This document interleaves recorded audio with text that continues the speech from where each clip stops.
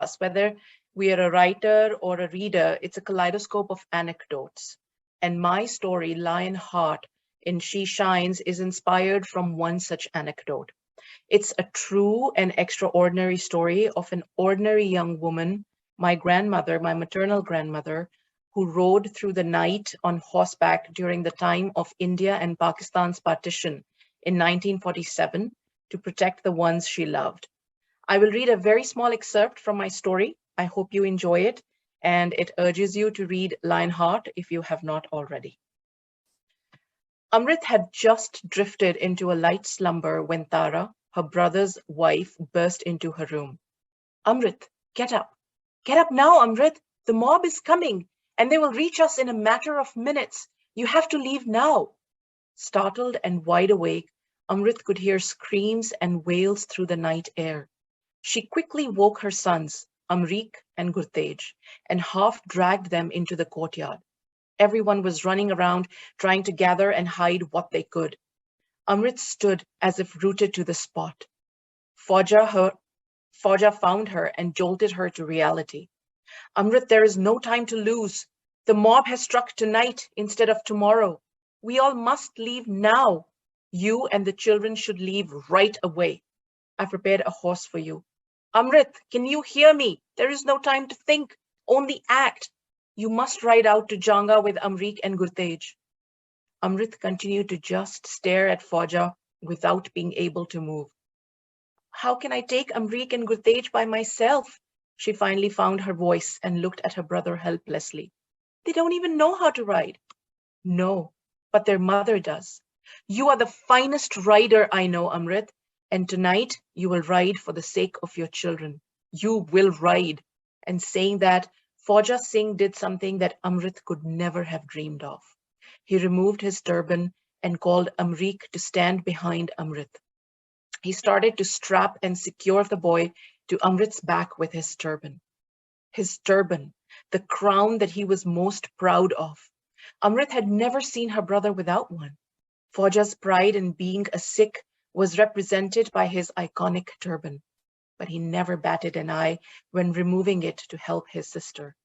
Amrit just stood there as her brother strapped Amrik onto her, her eyes filled with tears of gratitude, for she understood the emotion behind the act.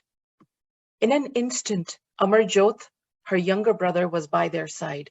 He also removed his turban to secure Gurtej to Amrit's front, and then Babu removed his turban to make a loop that secured the other turbans into place and made a makeshift holster on either side of Amrit. Badal, her horse, was harnessed and waiting for her. The brothers helped Amrit mount and made sure that the children were securely fastened to her. Amarjot and Babu packed 2 loaded rifles into the holsters by Amrit's side, and Fauja handed her a sword chanting, De Shiva Balmohe Ehe, Shubh Kar Man Kab Ho Na Taro, Na Daro Arso Jab Jai Lado, Nishchay Kar Apni Jeet Karo.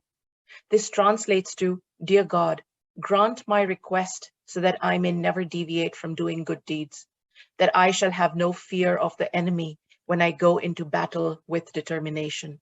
I will be victorious. Amrit's eyes brimmed with tears.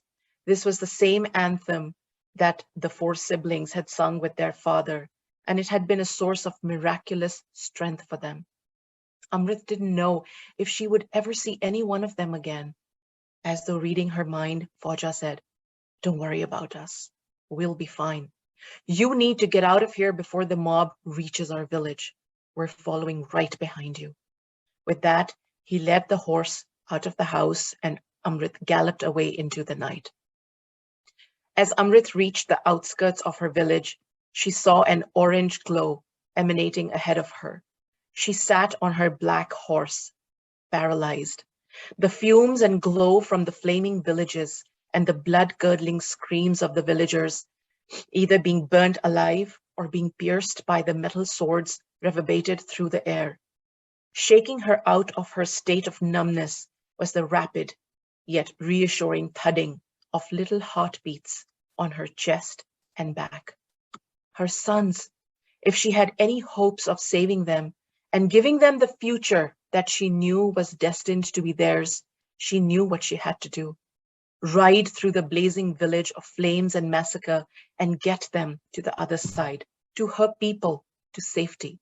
She looked down at the sinewy head of her 4-year-old son strapped onto her torso. Then she turned back and saw the frightened yet determined profile of her other son, just 7, but with the heart of a lion strapped to her back. As Gurtej looked up at his mother, his charcoal black eyes gave her the courage she needed.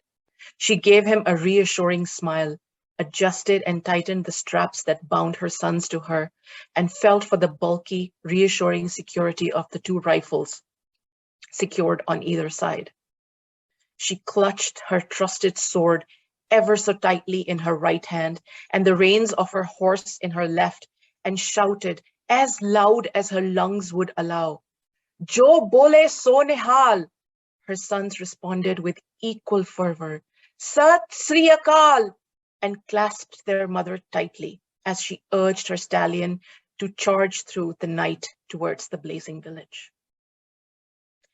I stop here because I want to share with you that Lionheart is not only close to my heart, but defines the very fiber of my being, quite literally, because my grandmother showed exceptional courage and made it back to India in 1947.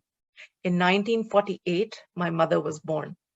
If that day my grandmother had faltered and not shown the metal that she was made of, my mother would never have been born, and nor would I. In that one night, my grandmother defined courage and valor for multiple generations to come.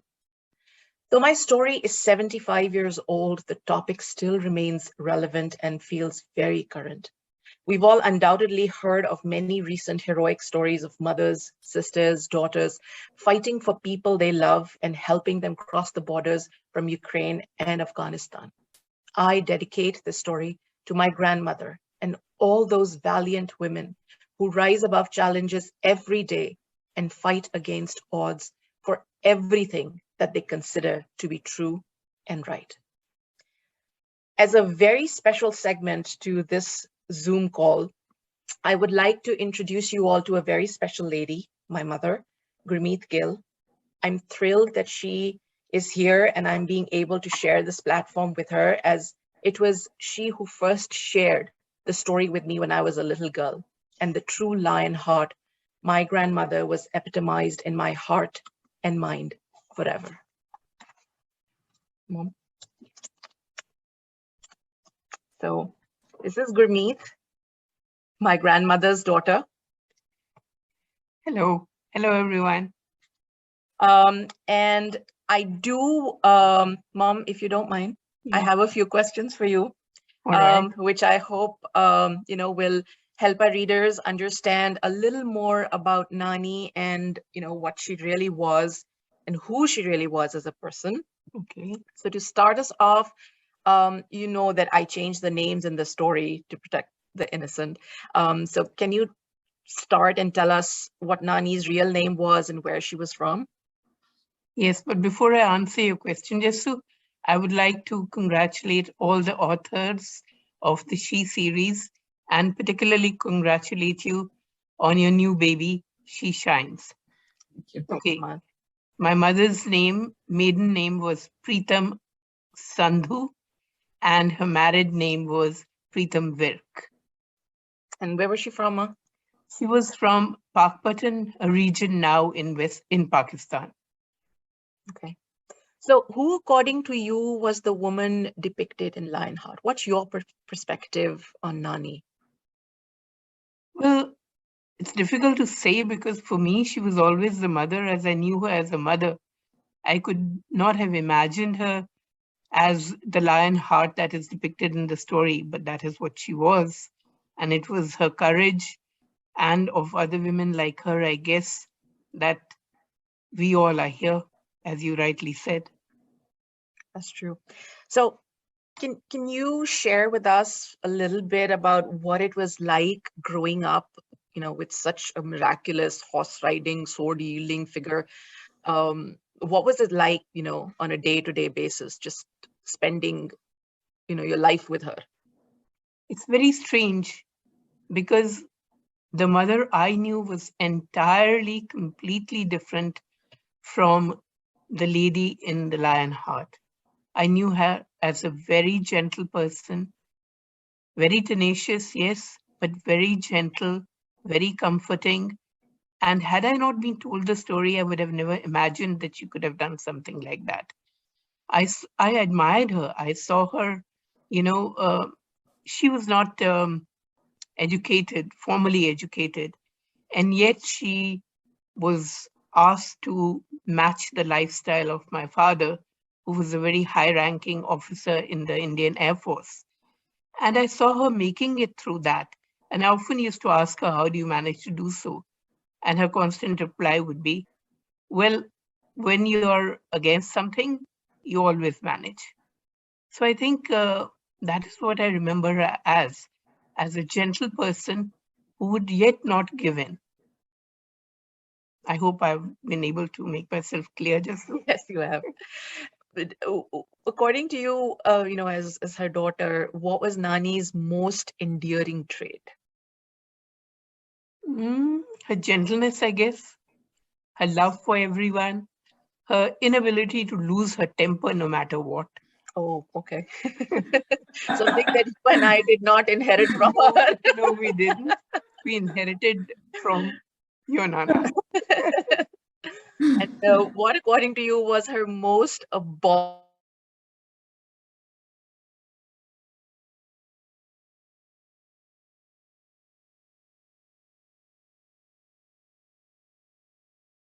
want to share before we move on to our next segment? Oh, yes. I don't want to share anything, but I want to thank you, Jessu, for writing Lionheart, for bringing my mother back to life through the pages of your story. Thank you, Mom. If you hadn't shared the story, I wouldn't have been able to do it. So, thank you for being the inspiration and the muse there. I had a question. Oh, for Auntie. Absolutely. Hold on. There you go. Auntie, your mother was an amazing person, and you are giving one side of you are showing a completely different side of her personality, and Jesleen's story is showing us another dimension of her personality. Right. So my question was, so your mother could ride, she knew horse riding, she could, she learned shooting, I'm assuming, because she was carrying 2 rifles when she rode through the night. She was carrying a sword.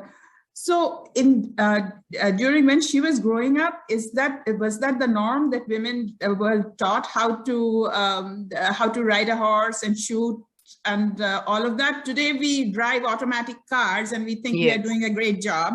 And here she was, who knew all of these skills. So to answer your question, see, we're talking of about 75 years back, when cars were not common, and the means of communication, especially in the transport, especially in the interiors, were horses and carts and things like that. And for many women living in those interior areas, horse riding was a common thing. If they wanted to go from one place to the other, they either had to wait for a cart or they would just take their horse and go. In fact, not only could she ride a horse, but she could ride a camel with a very as well. She lived in, they lived in, a semi-deserty kind of a place. So camels were very common, and she was an expert camel rider as well. Oh my goodness! Oh my goodness! At this moment, we are progressive. I'm sorry. I would like to, and since we are talking about refugees and displacement and forced migration, I would like to just quickly introduce to you to another book. So this book is called In Search of Sherpur, and this book is a memoir. We can't see the Professor Bhattacharya. We can't see the book. Bring it in the frame. Bring it closer to your camera. Okay. Is it better? No, it's phasing in and out. So just hold it in one place and bring it close to the camera. Maybe in front of your face for a little bit. Okay. How about that? Yeah. How about that? Okay. Yeah. So this book is by Professor Gyanobroto Bhattacharya, and he grew up in pre-partition Bengal. And this book, which is published by both creative publishers, talks about life in Sherpur, a little town in Mymensingh district. It's a fabulous read, and he brings alive all the personalities and characters who made his life so enriching. So if you're interested, please go ahead and buy this book. I'm guaranteeing you will not be disappointed. This book is called In Search of Sherpur, an Immigrant's Memoir. Actually, Dr. Bhattacharya is here with us. He's part of the audience, and we can also kind of learn what it was like to be uprooted and displaced and so on, because that's what we are talking about today.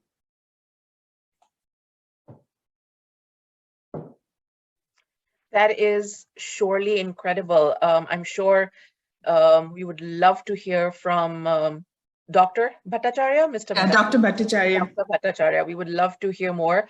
I think that sort of brings us close, at a close to our book reading segments with this final, well, not final, but with this Q&A that I had for my mom. I want to turn it back to Sumona to open the floor for the audience, if they want to share stories, or if you have questions for each other, for any of us, we're happy to answer them. So Sumona.